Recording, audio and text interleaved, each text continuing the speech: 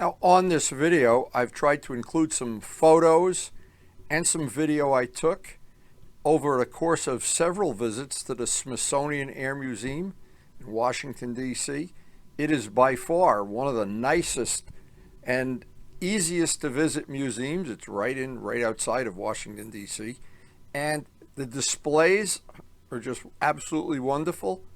Starting, of course, with you go over the walkway and you can see the Enola Gay and other planes and other things that are just, you look at them and you know this is really a part of aviation history. And what's nice about the museum, as you're walking through, there's plenty of placards that give you the individual history of each one of the planes on display.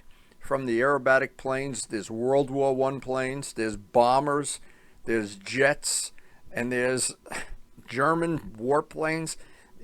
It's staggering to think how much of aviation history is just in this one museum. I've visited it several times, and every time I go there, it's different than the time before. It's well worth the trip from anywhere in the world. For me, it's only about a 4-hour ride by car, and always worth it. Now, in the years that I was modeling, I made several trips to air museums. One was in Galveston. I've posted that video already.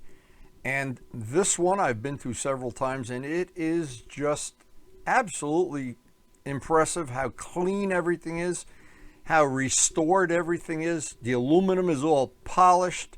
It looks like the people that volunteer to do these restorations are absolutely top-level people.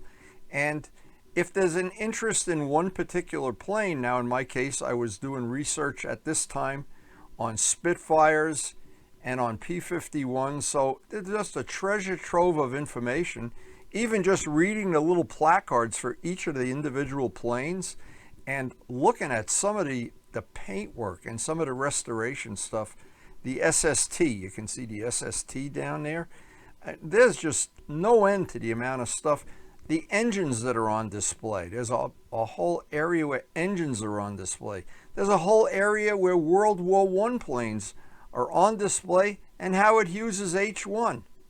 Now, one thing, if you do happen to go there, and I didn't notice the first couple times I went there, but there are volunteers and they wear badges and they will escort you to any part of the museum where you want to do some individual history. As an example, if you were building a P-47 and you wanted to know more about it, or the Dornier in the back. At the end of this video, I'm going to have one of the stories. There's the Dornier right there. One of the stories that's absolutely amazing to me, told by the guide. And they are wonderful and they answer your questions, and I can't believe how knowledgeable they are about any of the planes. And in my case, I was getting pretty inquisitive about the different things in the museum that I thought, oh, well, maybe they don't know that or they don't know this. They know it. They know almost everything. And there's that seaplane that's there. It's either a widgeon or a goose. I can't tell from here. But one of the things, when I was a young kid, I lived near a river, Tracy's Seaplane Base, and they had one of those. And as a kid, we'd watch it land in the river, taxi up, let the people out by the little dock. The gliders. I took Karen on a glider ride in Pennsylvania. I mean, this brought back so many memories. Oh, the old Boeing planes. And there's just no end to it. And everywhere you turn, there's something interesting, something perfectly restored. And the way they have it laid out, it's just amazing. There's walkways, high, low, and medium. You can walk by and see several of the things from a top view, from a eye-level view, and you can see it in some of the scenes here, how wonderful they have the planes on display here. That's Patty Wagstaff's plane, I think. I'm not sure. But anyway, it's one of the chipmunk type of planes. And Patty Wagstaff's plane is on display there. I don't know if that's it or not. I can't see from here. But anyway, the seaplanes. Now, I've always loved the World War II planes that had that big float in the middle. And as a kid, again, most of the things I talk about on my videos are things from my childhood, because my childhood was loaded with aviation related things. And because my dad was a Navy pilot, and he owned his own plane. He actually owned 7 planes over his lifetime. So to me, aviation was a big thing. A little Focke-Wulf down there. And I've been to other museums where, and the ones in England especially, where I thought at one point in time this was the biggest or the nicest or this. And it's unfair to do that, to compare them that way. But when you go to the Smithsonian, you are pretty near the top. And there may be other ones, and Galveston was real nice, and the one in Dayton is real nice. But the Smithsonian, really, to me, this is one of the ones that you remember for the rest of your life, a BD-5 down there. And these bombers, I'm thinking, I call them bombers, not really bombers, they're transports, but I look at it and I think, some volunteer polished all that aluminum. Burt Rutan's plane. All of the things, there's the Virgin Atlantic plane. All of the things that, to me, look how they have it displayed with the aerobatic plane upside down and the biplanes, things hanging from the ceiling. The German planes, they look like somebody did a labor of love on every restoration there. The paint is correct. The paint is where it should be dull, it's dull, and where it should be shiny, it's shiny. And just an endless supply of little details, little kiosks of things where they're showing one part of a plane, or again, one part of a something that you really wouldn't know about unless you saw it. And of course, the gliders. Now, during my modeling time, I made a model of the Red Baron, which is really a P-51 type of plane, very similar. And here's the one from the North Pole or the South Pole, I'm not sure. It's got skis, penguins standing by it, wonderful displays everywhere.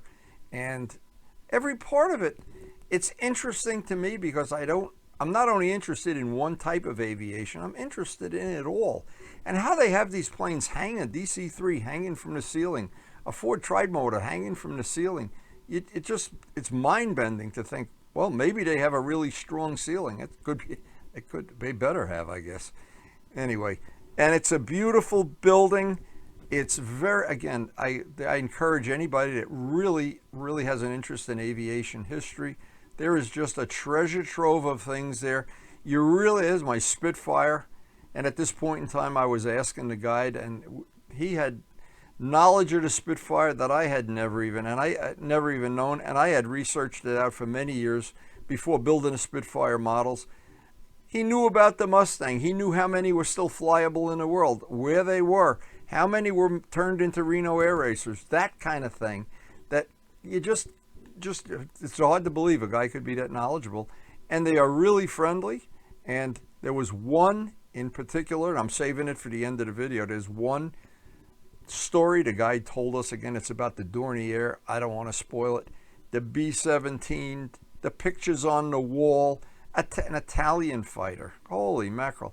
There is one thing after another, and just when you think you've seen it all, you go in a different part of the museum, and here's a whole nother amount in Japanese Zero. Just a treasure trove of beautiful, beautiful stuff. And the engines, one of the things I really love to look at, the engines, the aerobatic planes, they're just an endless supply of stuff that you look at it and you think, that's Patty Wagstaff's plane right there. The history of aviation is so rich, so full of innovation, so full of pioneering, people that took a chance with their life, with their money, to advance aviation. The air racers of the 30s, I look around and I don't know what to look at first. That's the whole problem with being here. A lot of times you're looking around and you want to go there, you want to go here, and that's the beauty of this. And there's so much on display and so much memorabilia. I couldn't even get half of it onto the video, but the float planes, the race planes, the military planes, private planes, airliners, SSTs, Navy planes, fighter planes, German planes, and the old World War I planes. Oh, just an endless supply of stuff. And I think one of the things I'm going to try to do on the next time I visit there And I'm going to try to make arrangements with one of the guides in the museum. I don't know if they take money or they take, well, whatever, volunteer. They do it for free, I don't know. To have him walk the museum with me while I'm shooting video and tell me more interesting stories. I came away from this visit with one very, very interesting story. Again, it's going to be at the end. But I'd love to know more about each of the individual planes. And they have the placards, but having these guides, I'm telling you, they are so knowledgeable. And the engines that are on display. Now, I'm looking at this, and I'm looking at the Spitfire, and at the Mustang, the Thunderbolt, and my head is just spinning here. And I'm thinking, I was modeling Spitfires many, many years, and every time I'd learn something that I didn't know the time before, you see the little placards that are in the front of every one of the restorations.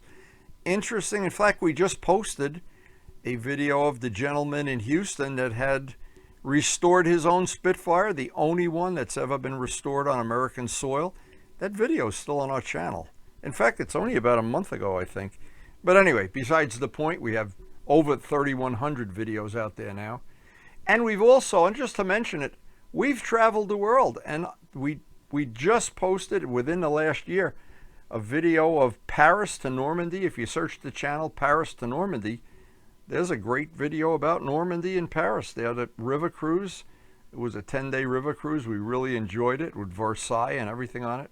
But anyway, back to the museum, and beautiful artwork. The walls up, many of them, these, I don't know if they're hand painted onto the wall or painted onto a canvas, but some of them are just beautiful. They're floor to ceiling. Look how big it is compared to the Mustang here. And the detail, I love to look at the details on some of the planes.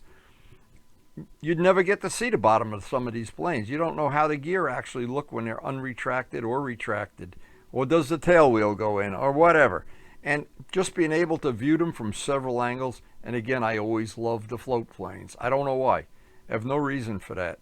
And because my dad was a Navy flight instructor, and I was very interested in this. I've made a lot of models in my lifetime. Can you imagine what goes into making that model? I don't know if that was, you could even calculate how many hours went into it, how many blueprints, how many drawings. Just absolutely amazing. I look at it, I just can't imagine. And it's so to scale, but these are professional modelers, I'm sure. They may even work, I'm sure they work for Smithsonian. And as a modeler, I look at the detailing here, and I'm just totally, in every way, I'm impressed. I'm impressed. Now, in my modeling time, I had made many Reno air racers, Tsunami, the Red Baron, among others, 2 Miss Ashleys, and one of the ones that was on my list, and I always thought it would look really cool with the big widespread gear, was the Hughes H1. And here's the Hughes H1, the real one. And blown away. And I just thought, what a wonderful model that would have made. Wow. And with the giant landing gear, that would have been very, very interesting to me. And to be able to see the real aircraft. Now, Howard Hughes is always known for the Spruce Goose, and of course his life was beyond interesting and eccentric, but he was a wonderful pilot and test pilot, and this is a tribute to his, I guess, engineering, design, vision, whatever, the Hughes H1. And had I been able to extend my modeling career a couple more years, that was on the bucket list, the Hughes H1. Very, very cool. So we end this with an extremely interesting story. Now, I'm always looking for interesting stories, and I think this story is one of the best. Something I don't think you could make up if you wanted to. It's told to us by the guide at the Smithsonian, who seemed like the most knowledgeable person I ever met about aviation-related things. A true story, and listen in detail. This is really a once-in-a-lifetime story. One of the problems they had, the Germans had, when they were developing this plane, it's the Dornier DO 335. One of the real problems, and you got to think about this, this is a real problem. Here's the pilot, and he wants to bail out. this prop could ruin your whole day. Now, one of the thoughts, of course, I'm sure they had was just shut that engine off. Yeah, but if you're the pilot, you really don't want that there. And all these rudders, this thing had 4 rudders and tails and everything. So what they did, they installed, true story now, they installed explosive charges around this part of the fuselage, so that whenever the pilot wanted to bail out, he could hit a switch or I guess a detonator and blow this part of the plane right off, including that swinging propeller. Imagine jumping out and jumping right into the prop. So anyway, this is something we found out at Uvar Hazy from that guide, and you saw that guide talking about the SR-71. They had these explosive charges. Now, World War II ends, they capture a bunch of these Dorniers, and they wanted to take one to the United States for what amounted to be just to take it apart and look at it. Well, the guy that was flying it, they had to take a German prisoner, get him to fly it, surround him with a squadron of Spitfires or Mustangs or something, get him to land the plane, and get him to land it in friendly territory. Anyway, to further the story, of course, this engine up here is connected with a crankshaft. And by the way, when we saw this plane in real life, this plane is gigantic. Now the story goes that the Allies took the plane, and the pilot never told them about this explosive charge thing. So what happened, they wanted to restore one of these, and it went from museum to museum to museum, and nobody had the technology to restore it at the time and keep it as a museum piece. But all during the transportation from museum to museum to museum, these explosive charges were never taken out. Now the ship goes to Uvar Hazy, and the 80-year-old pilot, they found the real pilot that flew it across, I don't know, to Newfoundland or however they got it over there. And the real pilot explained to them, and he was over 80 years old, he explained to them that the plane had these detonating charges in the back. And they went in and looked, and the charges were still in place. And they said, oh my God, and we were working with welding torches and gasoline and paint sprayers and whatever right around these live charges. Now, that's not the end of the story. The story is they, in the restoration process for the plane that you've seen on that in the museum, they went in and took the charges out, of course, and just to see if they were live, they took them out somewhere in the... And they were live. They were live. So as we come up on the end of the video, I didn't want to leave anything important out. Several people, I have been down there with several friends. I've been down there with John Brodak on occasion, with Kent Tyser, and with Bob Zambelli, among other people. And I've gone down on my own. It is just something that is worth seeing. And every time I go there, I keep thinking, just take some more pictures, take some more video, and somewhere down the road, you'll be able to share it with everybody. And today's that day. And I really do enjoy being able to, thanks to you two, being able to share the experiences that I've had throughout my life, whether it's the Galveston Museum or this, or my model railroad, which is on many of the videos on the channel. There's 3,100 videos as of today. And there's traveling videos, and there's trips to God knows where, and model airplane things, and we try to include everything. It's an eclectic channel. I hope you will check out other videos on the channel. And if you do enjoy it or part of it, please hit the like button. Take a second. I enjoy making these videos. I enjoy traveling around the world, around the country, and my interest in aviation, model aviation, motorcycling. Many of the things on the motorcycling videos are about restoring and painting older motorcycles. So I have a real appreciation for the restorations that go into any museum, whether it's a motorcycle museum, a car museum, or an aviation museum. It's always a labor of love, and it never changes.